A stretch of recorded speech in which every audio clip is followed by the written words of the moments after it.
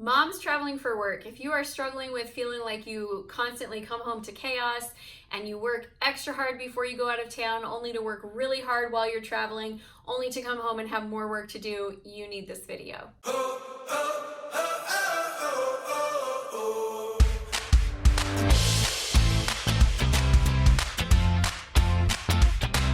I'm Amy Walker, small business strategist, speaker, author, and today we are talking about tips for moms who travel for your business.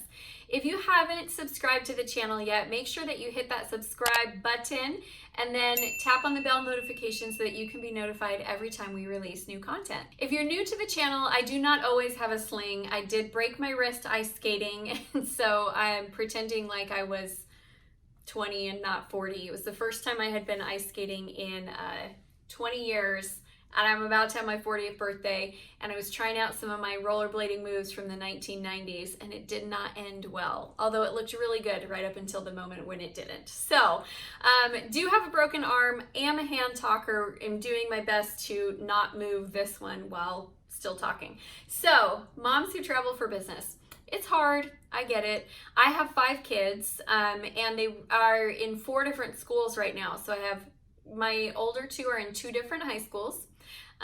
There's a story behind it. We don't need to go into it. I've got a middle schooler and I have 2 in the elementary school. And so we have a lot going on. It really is a 2-parent gig to manage this household. So every time I travel, we feel it. It's an issue. So today I'm going to give you some specific tips that you can use to get your travel schedule more organized and have it be more peaceful when you're on the road. I'm also going to share with you some things that you can do to help strengthen your relationships with your kids so you don't have to have that mom guilt feeling while you're on the road. And then the last thing we're going to talk about is organization so you can minimize that travel chaos. All right, let's jump in and get started. First tip I have is to get the schedules way in advance. So the very moment my kids sign up for a play or sign up for football or cross country or marching band or whatever, the very first moment they sign up, I start asking for the schedule. Now, I know that a lot of times they don't have it ready, and I'm not trying to be the annoying mom, but when they realize that parents are waiting for it, sometimes it puts them into like, oh yeah, let me get that to you. I've been working on that, but I'll get it done. And that's most commonly where the response I get is either, the schedule will be out on this day, or yeah, I've been working on that. Let me get that done. I'll get it back to you. And so I ask for those schedules early and I put those on my calendar early. I do treat important events like important events. And important is defined by, for me, what is important to my kids. So they might not care about every game. They might not care about every performance, but there are certain ones that they really do care about. And I need to make sure that those are important and that I tell my clients I can't travel on those days.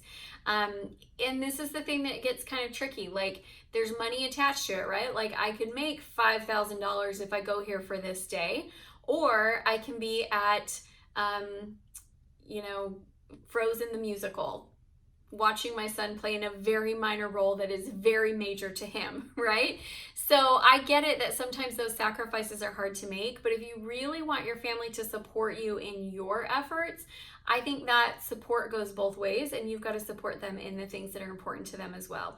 So once you have the calendar, go through and ask them what are high priorities for them, put those on your calendar and schedule them out as dates that you are not available for travel. Okay, so the second part of this tip is that you will miss some things and you do need to be okay with not being at everything.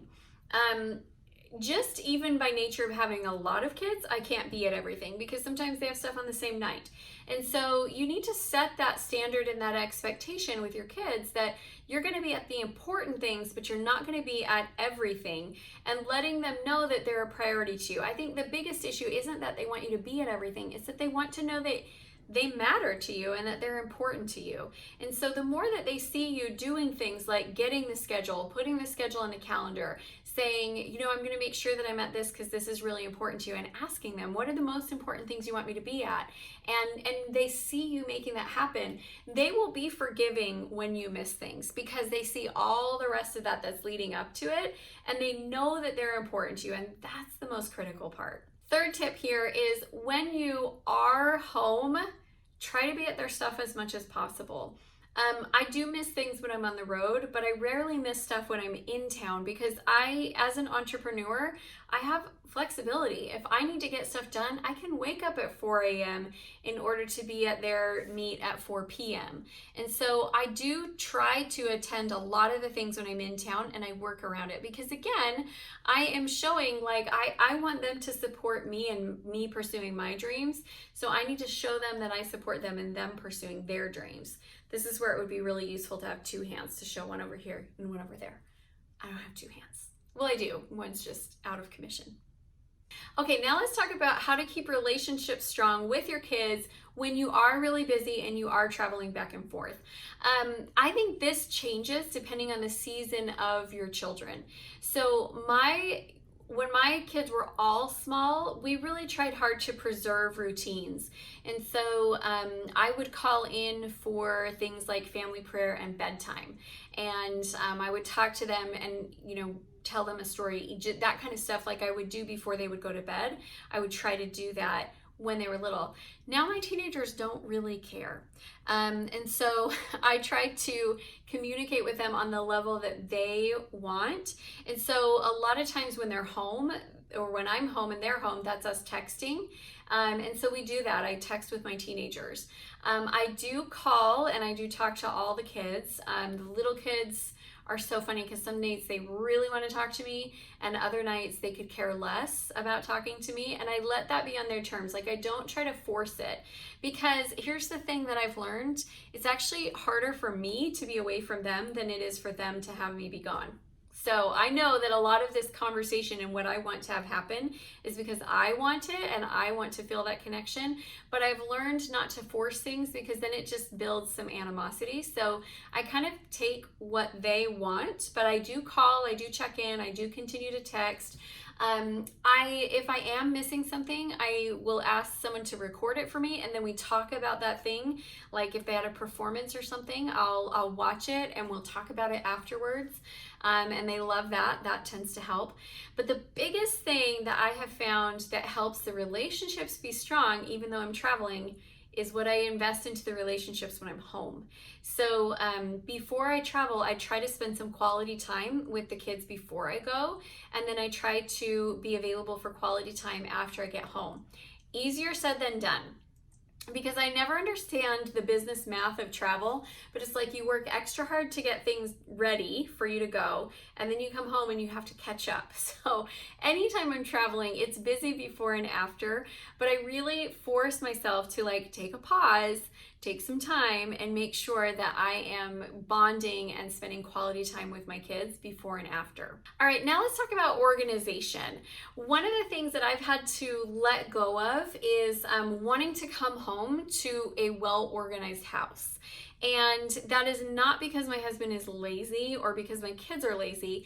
They are really good, strong, hard workers. They are very competent. My husband's great. But there are certain weeks where you really need two parents at home. And so when I'm gone, it's just not doable for one person to do. He works in my business as well, so it's not possible for him to get his business work done and get all the kids where they needed to go and make sure that the grocery shopping was done and get the house clean. Like, some weeks that's not possible. And so what I have learned is that sometimes you need to get outside help to replace you from being gone and to do some of the things that you would normally do. So maybe that's hiring a housekeeper to come in during that week when you're gone. Maybe that is hiring a teenage neighbor to come and fold your laundry while you're gone. Maybe that is that you order those meal delivery services for the time that you're gone. But don't hesitate to look for help and supplement you being gone with some additional help. I did that a lot when my kids were smaller and less self-sufficient. Now that I have a kid who can drive, and now that my children are old enough that they know how to cook and they can help in things, they manage better, and I just don't expect perfection. But when my kids were small, every time that I was out of town, I made sure that there was some backup in place because we needed it. It just wasn't possible to put all of that on one person and expect to come home with it being good. And when I would come home and everything was just like a hot mess, then I felt like I couldn't get back to work until I had put everything back together again. And so it was really disruptive. Every time that I traveled, it disrupted the flow of life and work. So get the help and get the support that you need. Don't expect you to be superwoman. Don't expect your spouse to be superhero either. Like, just create a really good partnership.